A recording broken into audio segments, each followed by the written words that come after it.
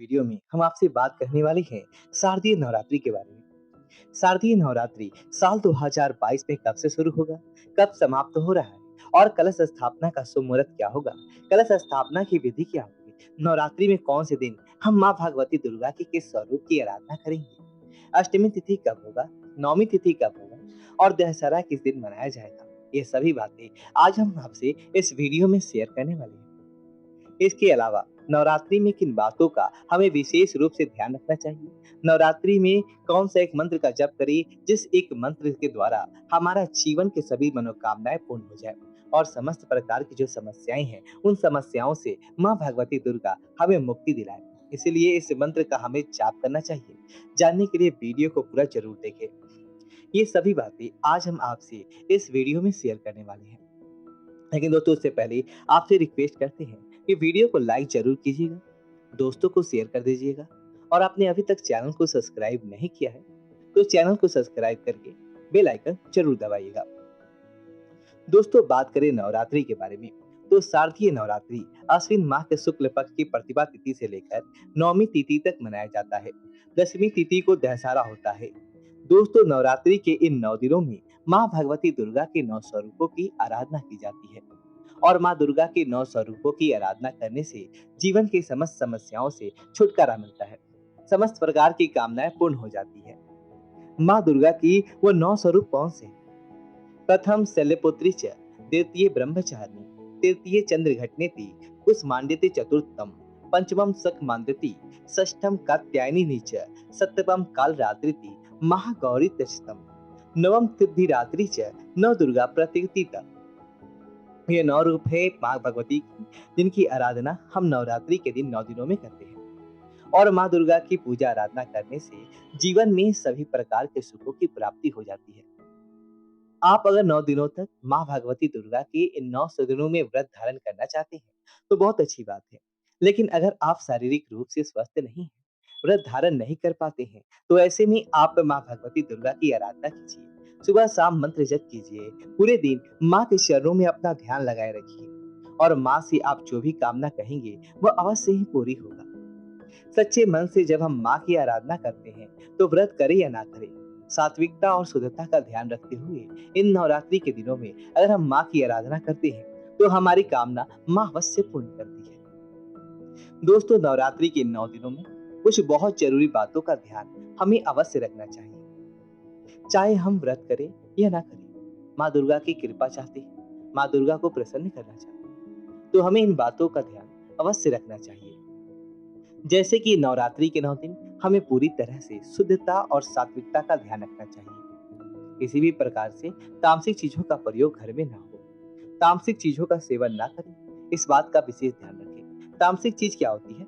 लहसुन, प्याज, मांस, मदिरा, इन चीजों का सेवन नवरात्रि में वर्जित है, भूल से भी नहीं करना चाहिए। और किसी भी प्रकार से घर में लड़ाई झगड़ा ना हो, इस बात का विशेष ध्यान रखें। घर में वाद विवाद की स्थिति पैदा ना हो, इस बात का ध्यान रखें। घर में साफ सफाई शुद्धता का पूरा ध्यान रखना चाहिए। नवरात्रि का व्रत कर रही हैं या फिर नहीं भी कर रही हैं, सिर्फ आप पूजा आराधना में सुबह शाम कर रही हैं, तब भी आप ध्यान रखें कि किसी भी प्रकार से आपके घर में किसी की चुगली ना हो, किसी की निंदा ना करें, किसी के बारे में आप अपशब्द का प्रयोग ना करें। किसी दूसरों के बारे में घर में बात करने से घर में नकारात्मक ऊर्जा की वृद्धि होती है और जहाँ पर नकारात्मक ऊर्जा होती है, माँ का वास वहां नहीं होता, इस बात का भी ध्यान रखना चाहिए। सिर्फ कल की स्थापना करने से, मूर्ति की स्थापना करने से या सुबह शाम पूजा करने से माँ की कृपा नहीं मिलती है। माँ की कृपा हमें तभी मिलती है जब हम अपने घर में सकारात्मक माहौल बनाकर रखें। तो आपको ध्यान रखना है, घर में किसी भी प्रकार से लड़ाई झगड़ा, वाद विवाद या फिर किसी दूसरे की बुराई परिवार के किसी भी सदस्य के द्वारा घर में नहीं होना चाहिए। अगर आप इस तरह से नवरात्रि में नियमों का ध्यान रखते हुए पूजा आराधना करती हैं, तो थोड़ी सी पूजा आराधना से भी माँ प्रसन्न हो जाती है और कृपा करती है। समस्त प्रकार के दुख हर लेती है, समस्त प्रकार के कष्ट हर लेती हैं और सभी प्रकार के सुखों की प्राप्ति भक्तों को करा देती है माता, अगर वह प्रसन्न हो जाए तो।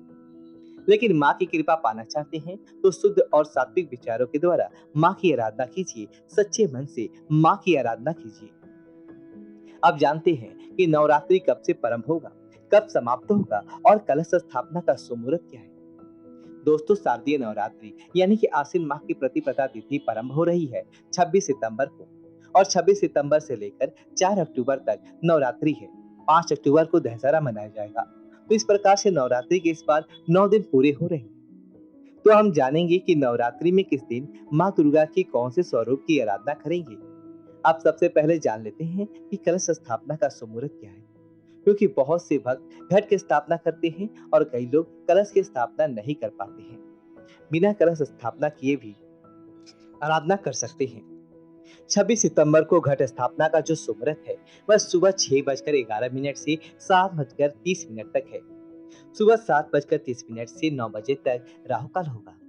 उसके बाद 9:12 से 10:42 के बीच नवरात्रि कलश स्थापना कर लेना भी बहुत ही शुभ रहेगा। अगर इस विशेष मुहूर्त में कलश नहीं बैठा पाते हैं तो अभिजीत मुहूर्त में 11:48 से 12:36 के बीच कलश बैठा सकते हैं। दोस्तों, कलश की स्थापना करते समय हमें कुछ बहुत ही विशेष बातों का ध्यान रखना चाहिए। जैसे कि जहां पर भी आप कलश की स्थापना करना चाहते हैं, आप ध्यान रखिए आपके घर का उत्तर पूर्वी कोना हो। जहां पर आप घर में कलश की स्थापना करेंगे, घर को एकदम साफ सुथरा कर लीजिए। नवरात्रि के एक दिन पहले ही आप घर की सफाई अच्छे से कर लीजिए। उसके बाद जिस स्थान पर आपको कलश की स्थापना करनी है, उस जगह पर सफाई करने के बाद गंगा जल का छिड़काव करें। फिर आप एक साफ सुथरे जल के बिछाकर उसके ऊपर लाल कपड़ा बिछाएं और फिर माँ दुर्गा की मूर्ति आपको वहां स्थापित करनी है। तस्वीर या मूर्ति जो भी आपके पास माँ भगवती दुर्गा के हैं, उन्हें स्थापित करें। उसके बाद सबसे पहले गणेश जी की पूजा की जाती है। गणेश जी का ध्यान किया जाता है। तो कलश स्थापना करने से पहले गणेश जी का ध्यान करें, उसके बाद कलश स्थापना करें। कलश में कुछ विशेष चीजें हमें डालनी चाहिए जब हम कलश की स्थापना करते हैं। तो जैसे कि एक सिक्का चाहिए, सुपारी चाहिए, और आप इसमें डाल सकते हैं थोड़ा सा अक्षत। इसके अलावा आप लौंग भी डाल सकते हैं, इलायची डाल सकते हैं, सुपारी और हल्दी की गांठ भी डाल सकते हैं। इस तरह से ये सभी चीजें आप कलश में डालें।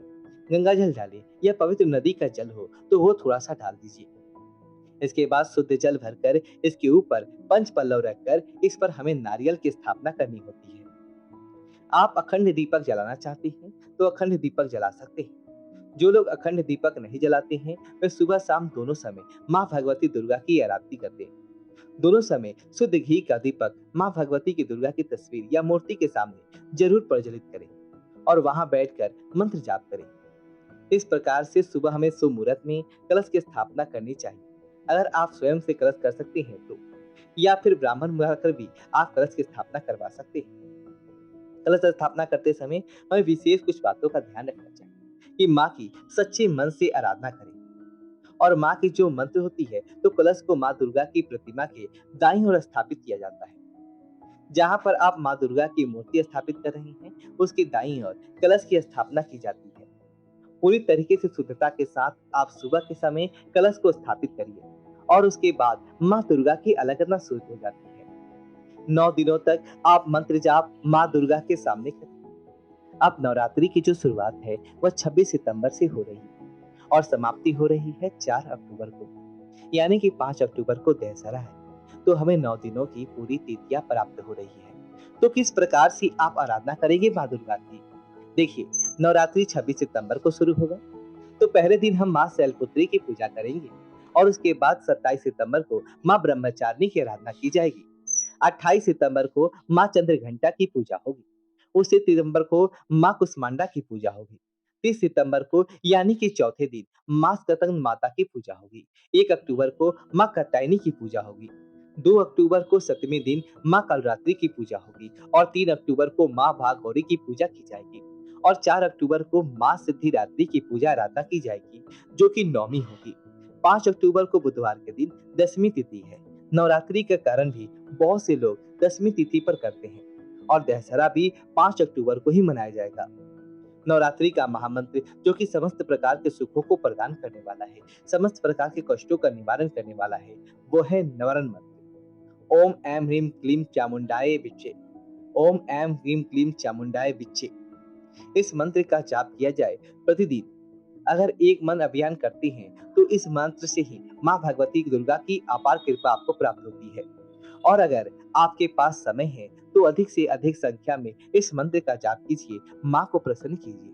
बहुत ही चमत्कारी, बहुत ही सिद्ध मंत्र है ये, जो कि अगर आप नवरात्रि में जप करते हैं, तो आपके मन की समस्त इच्छाएँ माँ भगवती दुर्गा अवश्य पूर्ण करती हैं।